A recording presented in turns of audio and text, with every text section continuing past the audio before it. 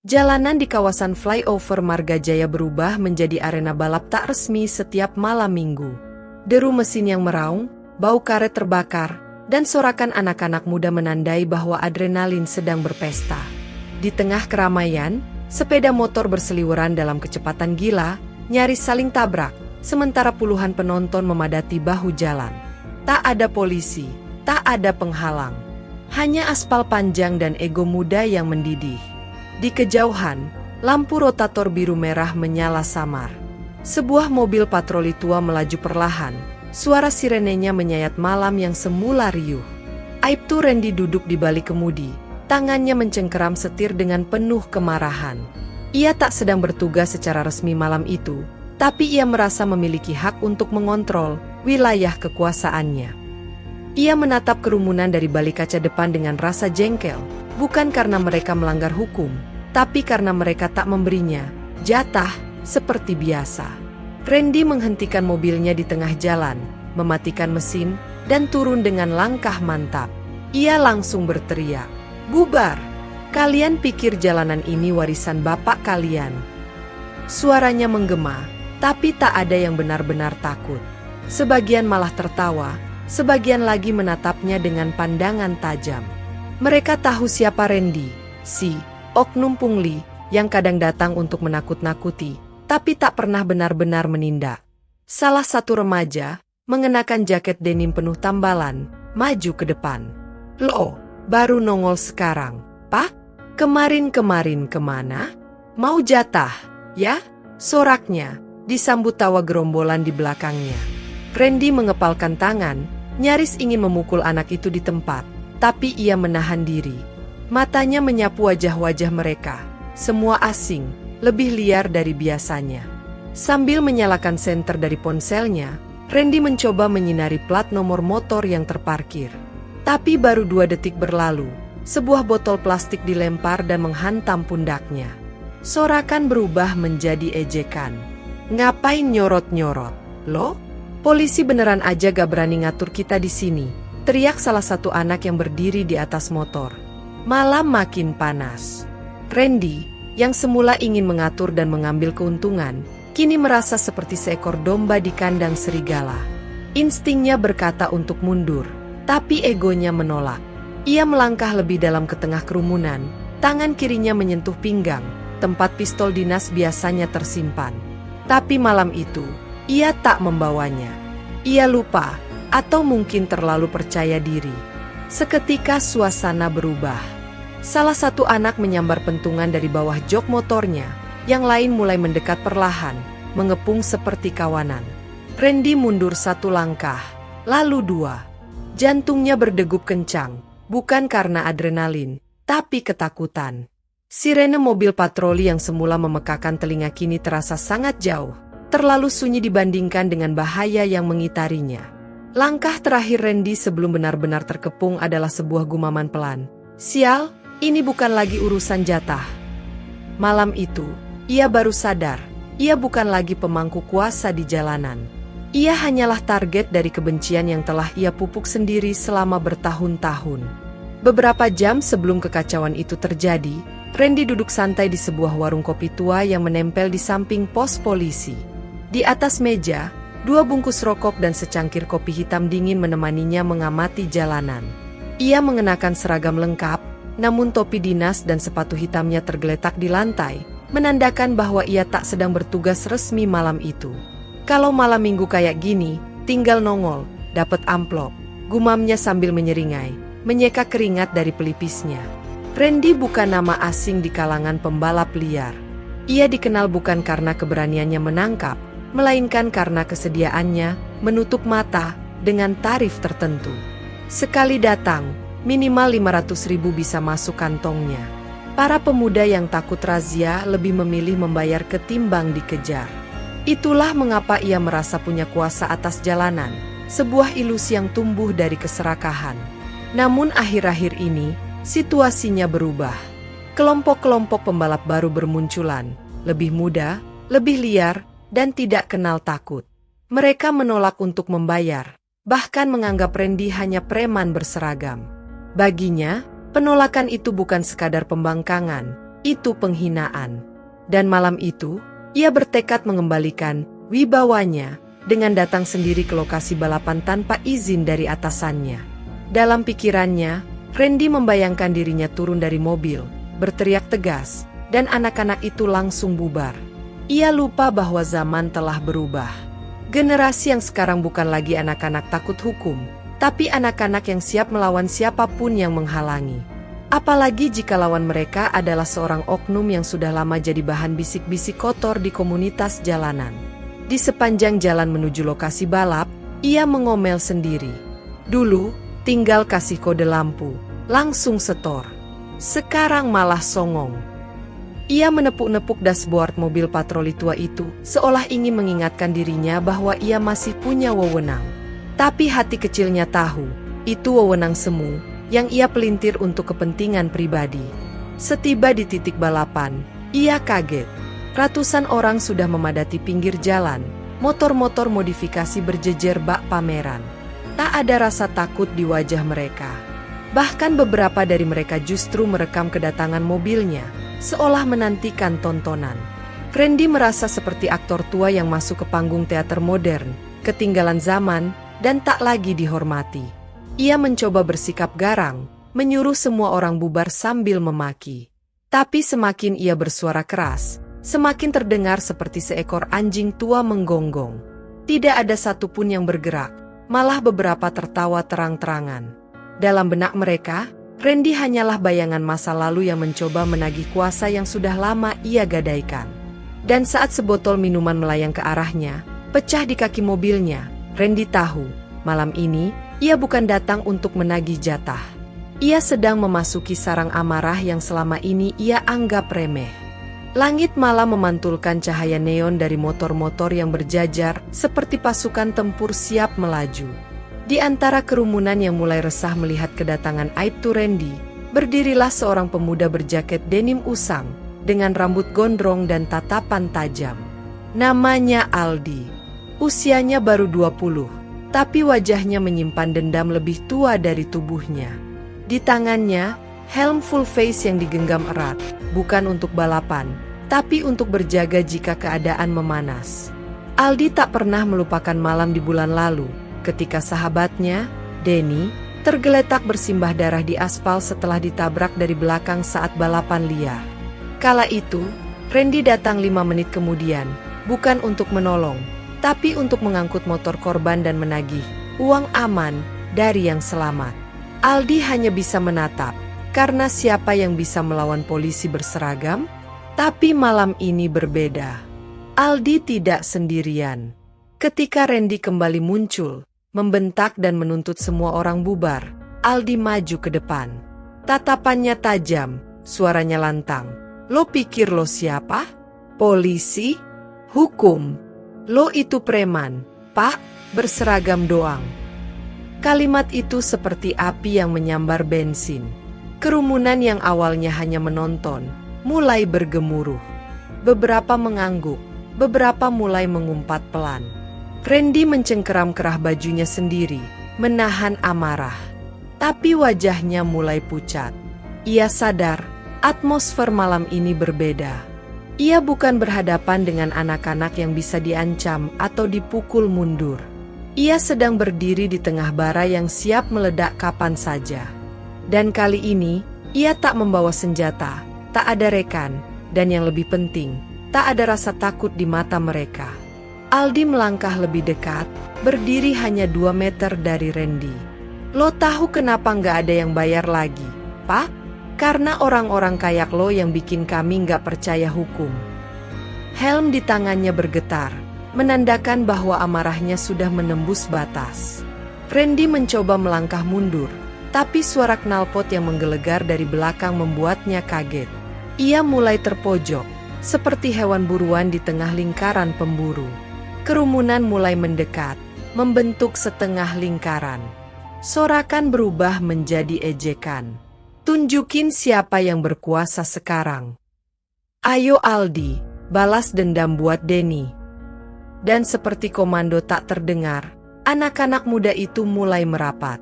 Beberapa menggenggam rantai, yang lain tongkat kayu. Tak satu pun dari mereka membawa senjata tajam, tapi kemarahan mereka cukup untuk mengubah alat sederhana menjadi pemukul maut. Randy memekik, "Saya aparat. Kalian bisa kena pasal penyerangan petugas." Tapi tak ada yang menggubris. Bagi mereka, Randy bukan aparat. Ia hanya simbol kebusukan.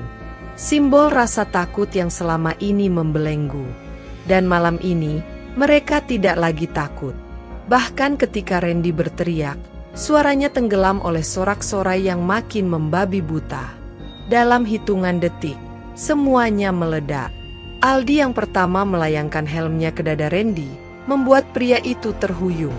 Yang lain menyusul, seperti ombak menghantam karang yang rapuh.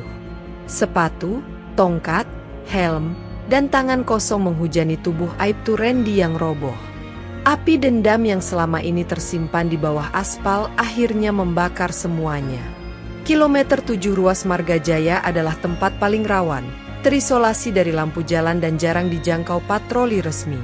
Aspal di sana sedikit retak, namun cukup panjang dan lurus untuk dijadikan trek balap. Malam itu, tempat ini berubah menjadi ladang amarah. Aibtu Randy terkapar di tengah kerumunan, darah mengalir dari pelipisnya. Napas tersengal dalam irama ketakutan. Tapi amarah massa belum juga mereda. Mereka tidak melihat seorang aparat. Mereka hanya melihat hantu masa lalu yang selama ini menginjak harga diri mereka. Aldi berdiri dengan napas memburu. Wajahnya penuh debu dan keringat.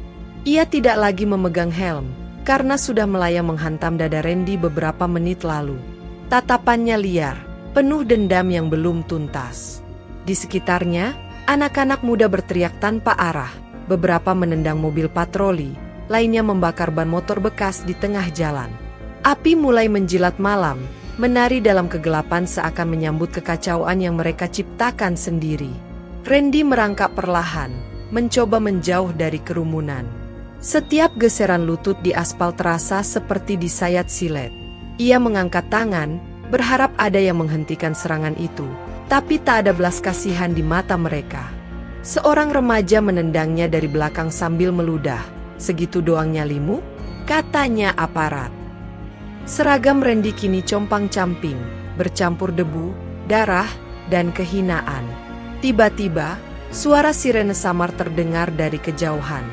Seseorang meneriakkan, "Polisi! Kabur!" Panik menyebar secepat api.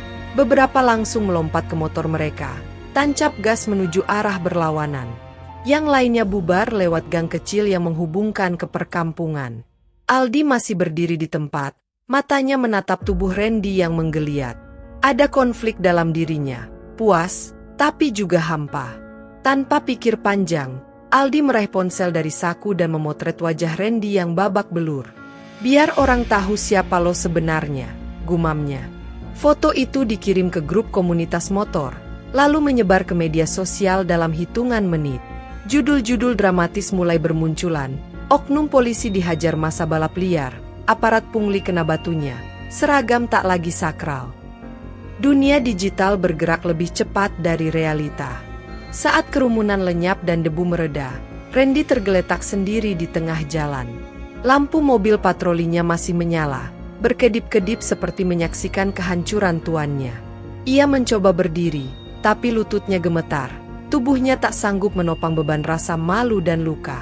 Ia menatap langit, mencoba mencari harapan, namun yang terlihat hanyalah asap tipis dari ban terbakar dan bintang-bintang yang diam, seolah enggan ikut campur.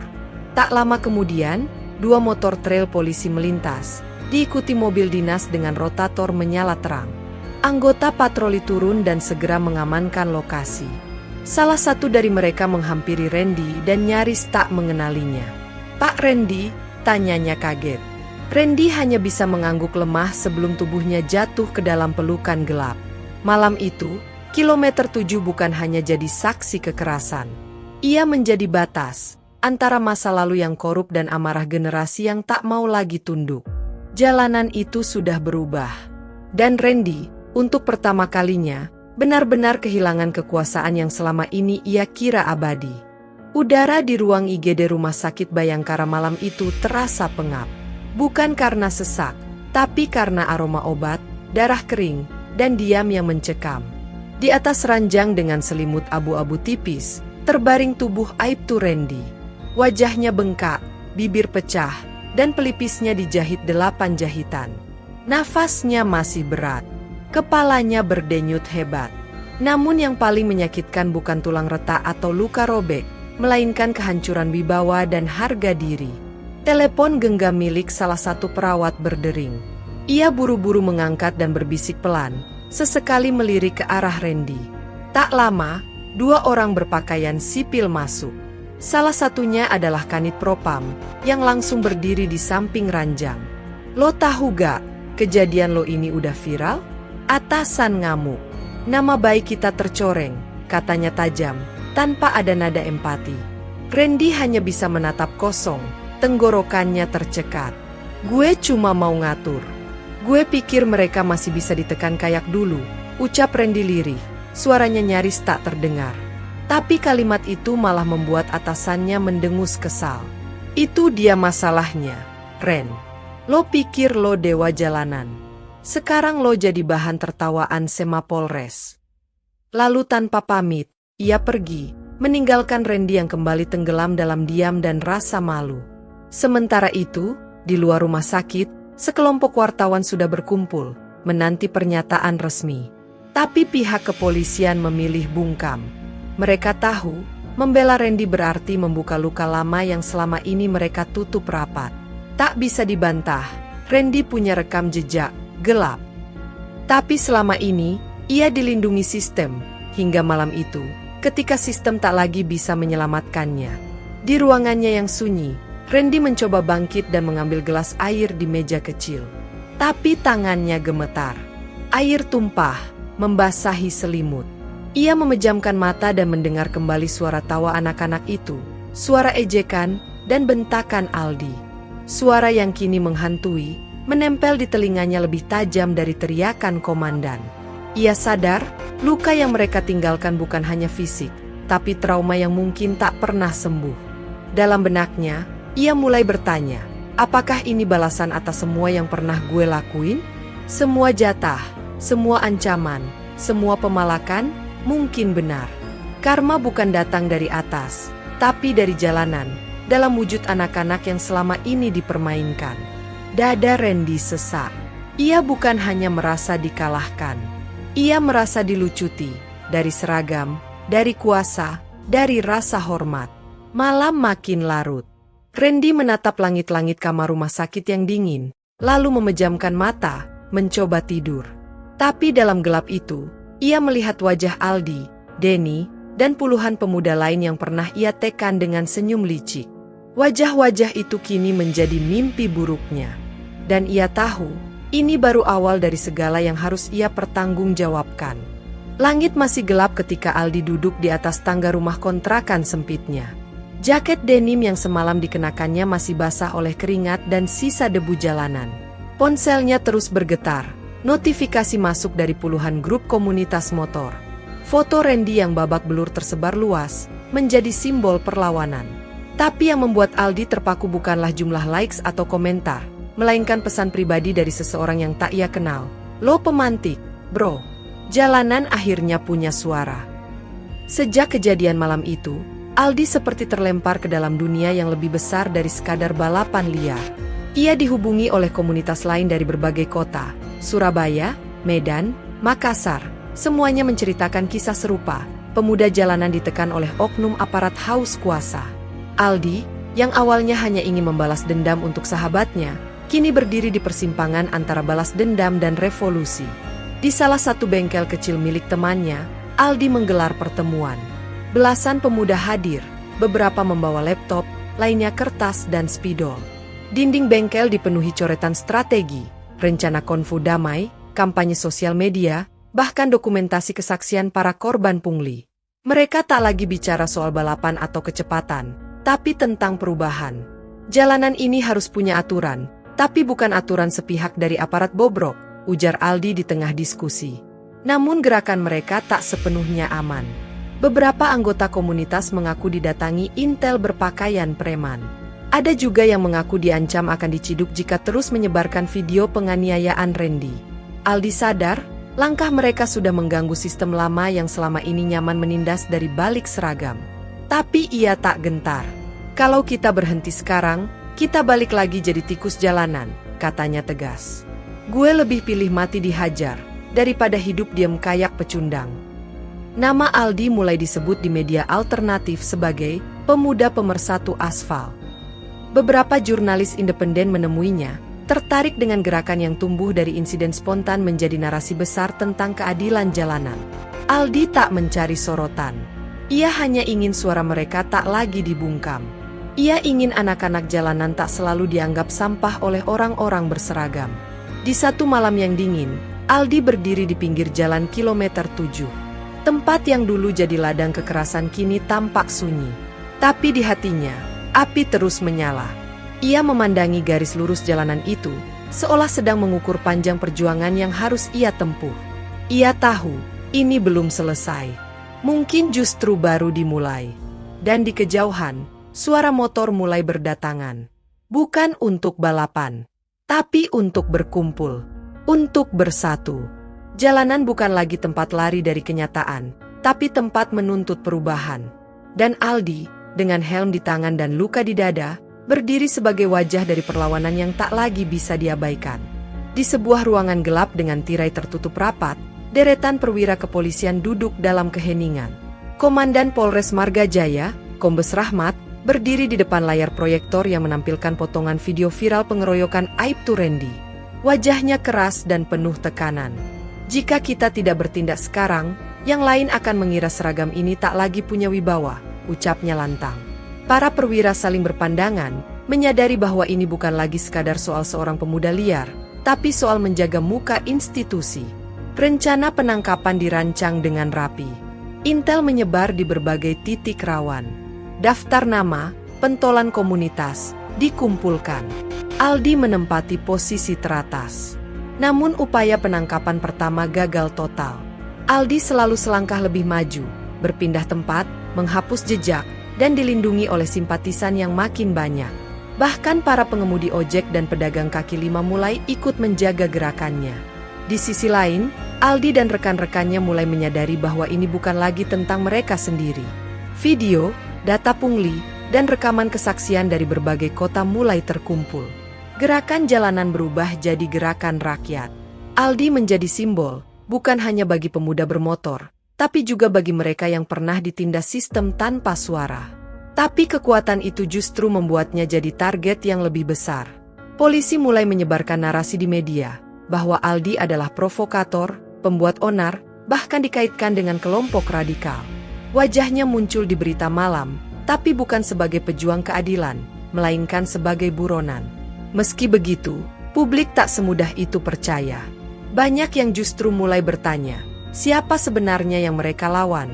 Situasi makin panas saat polisi mencoba menangkap Aldi secara terbuka di sebuah acara komunitas jalanan. Kerumunan warga menolak dengan tegas, bahkan membentuk barikade manusia. Petugas tak bisa berbuat banyak.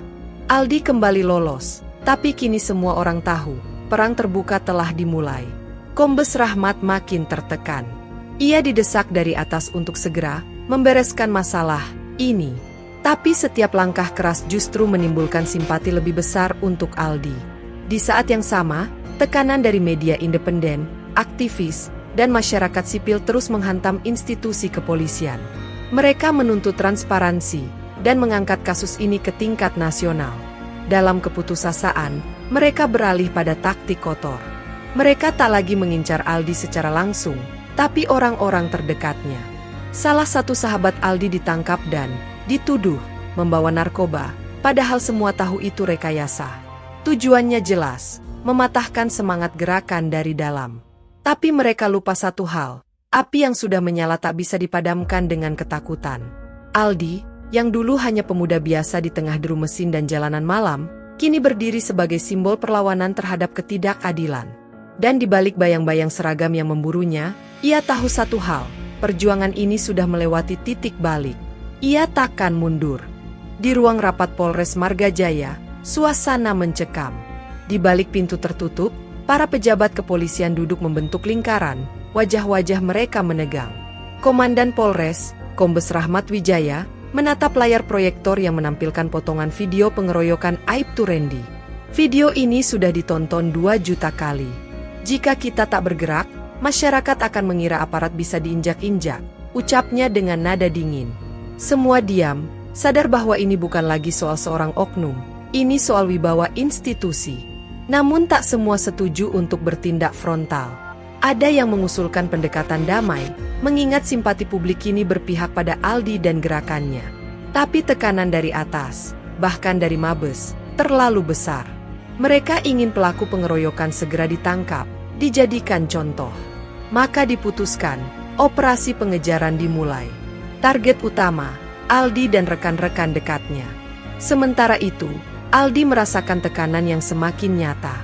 Sejumlah temannya ditangkap diam-diam. Beberapa posko komunitas motor digerebek tanpa surat perintah. Ponsel Aldi dibanjiri pesan ancaman, bahkan ibunya di kampung ditelepon orang tak dikenal. Namun semakin ditekan, semangat perlawanan makin membara. Kalau mereka pikir kita bakal tunduk, mereka belum tahu rasanya diinjak dari kecil, kata Aldi di hadapan puluhan pemuda yang setia padanya. Mereka tahu, saat ini bukan hanya aparat yang mengawasi mereka. Media, aktivis, bahkan beberapa tokoh publik mulai melirik.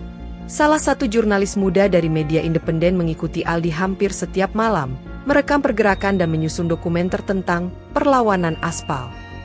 Aldi tak bisa mundur. Ia telah menjadi simbol. Dan simbol tak boleh roboh di tengah jalan. Konflik mencapai puncaknya ketika polisi mencoba menangkap Aldi saat ia sedang berbicara dalam forum terbuka di taman kota. Puluhan aparat berpakaian preman menyergap. Namun ratusan warga, termasuk ojek online dan pedagang kaki lima, membentuk barikade manusia. Aldi berhasil melarikan diri malam itu, tapi peristiwa tersebut tersebar luas di media dan menjadi sorotan nasional. Polri dinilai represif, dan reputasi mereka kembali terpukul. Kombes Rahmat semakin tertekan. Di satu sisi, ia harus menuruti perintah atasannya. Di sisi lain, ia sadar, menangkap Aldi dengan kekerasan hanya akan menyulut api yang lebih besar. Maka sebuah rencana berbeda pun disusun, bukan lagi dengan peluru dan borgol, tapi dengan propaganda, jebakan hukum, dan permainan opini publik. Aldi harus dihancurkan, tapi dengan cara yang terlihat, resmi, dan sah. Dan di tengah semua itu, Aibtu Randy yang kini dirawat di ruang psikologi kepolisian, mulai dimanfaatkan sebagai alat. Ia dipoles sebagai korban, dan dijadikan wajah dalam kampanye kontra aksi balapan liar. Video wawancara penuh air mata disebar ke TV nasional. Tapi semua itu hanya satu sisi dari cerita, sisi yang dipoles untuk menyembunyikan luka sistemik yang lebih dalam. Bayang-bayang seragam kini tak hanya menghantui jalanan. Mereka mulai masuk ke pikiran, opini, dan persepsi. Aldi harus bersiap, karena yang akan ia lawan kini bukan hanya kekuasaan di aspal, tapi kekuasaan di balik layar. Bab 8. Jejak terakhir di jalanan. Langit sore menampakkan warna kelabu ketika Aldi berdiri di atas jembatan penyeberangan, menatap jalan raya di bawahnya. Di sana, motor-motor melaju dalam keteraturan, berbeda dari malam-malam liar yang dulu ia kenal.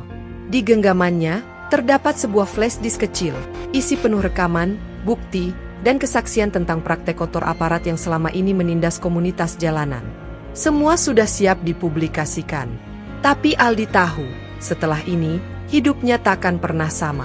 Gerakan yang ia bangun kini tak lagi sekadar komunitas. Sudah ada ratusan simpatisan, puluhan relawan hukum, dan jaringan informasi yang tersebar dari kota ke kota. Namun Aldi tahu, musuhnya bukan hanya aparat lokal. Ia kini berhadapan dengan sistem besar yang terbiasa menghapus siapapun yang mengganggu. Beberapa orang sudah memperingatkannya untuk kabur ke luar negeri. Tapi Aldi menolak. Kalau gue kabur, perjuangan ini selesai. Malam itu, Aldi menggelar pertemuan terakhir di bengkel tua yang pernah jadi markas mereka. Ia tahu, polisi akan segera bergerak. Maka ia membagikan salinan flash disk ke 4 orang berbeda. Kalau gue ditangkap, lo yang teruskan. Jangan biarin ini padam, katanya. Tak ada air mata, tak ada ketakutan. Hanya tekad yang terpahat di wajah-wajah mereka. Mesin-mesin motor dinyalakan, bukan untuk balapan, tapi untuk perlawanan. Tak butuh waktu lama. Tengah malam, suara sirene menggema. Jalanan dikepung. Polisi datang dengan pasukan lengkap. Tapi yang mereka temukan hanyalah bengkel kosong. Aldi sudah pergi. Tidak keluar negeri, tidak bersembunyi. Ia muncul di depan gedung ombudsman esok paginya, membawa flash disk yang tersisa dan menyerahkannya langsung ke media. "Gue bukan kriminal. Gue cuma anak jalanan yang muak dibodohi," katanya lantang di hadapan kamera. Penangkapannya menjadi berita utama. Tapi bukan seperti yang diharapkan aparat. Simpati masyarakat melonjak. Gerakan jalanan membesar, berubah menjadi desakan publik. DPR memanggil Kapolri. Ombudsman membuka penyelidikan internal. Dan di tengah semua itu, Aldi dipenjara. Tapi ia tak sendiri. Di luar, ribuan orang bergerak membawa semangatnya. Kilometer 7 kini diberi nama baru oleh masyarakat, Jalan Perlawanan. Di dinding beton pinggirannya tertulis grafiti besar, "Hormat untuk yang berani." Dan di dalam sel kecil yang dingin, Aldi tersenyum kecil, menatap langit-langit penjara, yakin bahwa meski tubuhnya dibatasi, semangatnya telah membakar jalanan. Itulah kisah Aldi, pemuda jalanan yang berani berdiri melawan ketidakadilan. Sebuah cerita tentang keberanian, harga diri, dan perlawanan yang lahir dari aspal. Tapi, bagaimana menurut kalian? Apakah Aldi pahlawan? Atau justru pelanggar hukum? Tulis pendapat kalian di kolom komentar. Dan jangan lupa like, share, dan subscribe biar kalian gak ketinggalan cerita-cerita lain yang tak kalah menggugah. Karena terkadang kenyataan paling kejam justru terjadi di jalan yang kita lewati setiap hari. Sampai jumpa di cerita berikutnya.